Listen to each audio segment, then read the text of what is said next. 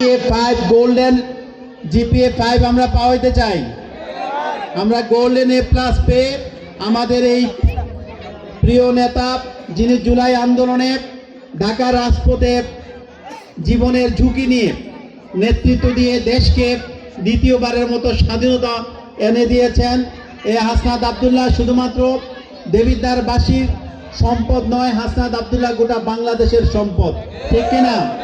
আমরা হাসনাত আব্দুল্লাহদের মাধ্যমে আগামীর সংসদকে একটি কার্যকর সংসদে পরিণত করতে চাই।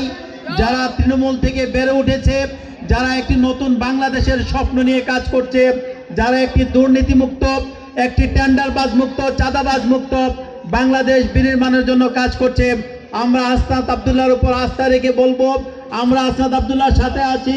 এই এলাকার গণ্যমান্য ব্যক্তিবর্গ আছে, এলাকার যুবকরা আছে, মা বোনেরা আছে, সবাই হাসনাত আব্দুল্লাহর পাশে আছে।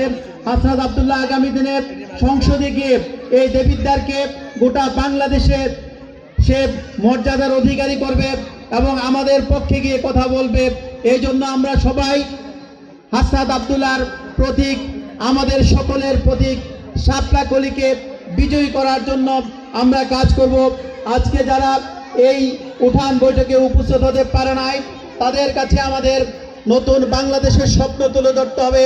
আমরা যে বাংলাদেশ চাই, যেখানে কোনো বৈষম্য থাকবে না, যেখানে কোনো অন্যায় থাকবে না, যেখানে কোনো জুলুম থাকবে না, যে বাংলাদেশ হবে একটি সাম্প্রদায়িক সম্প্রীতির বাংলাদেশ, যে বাংলাদেশ হবে পারস্পরিক শ্রদ্ধাবোধের বাংলাদেশ, যেখানে কোনো রাজনৈতিক প্রতিহিংসা থাকবে না, যে বাংলাদেশ হবে উন্নয়নের বাংলাদেশ, যে বাংলাদেশ হবে টেকসই উন্নয়নের বাংলাদেশ।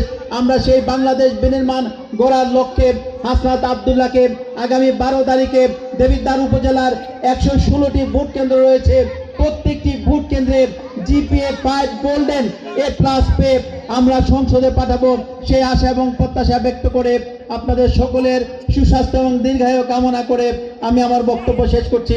আসসালামু আলাইকুম ওয়া রাহমাতুল্লাহি ওয়া বারাকাতুহু।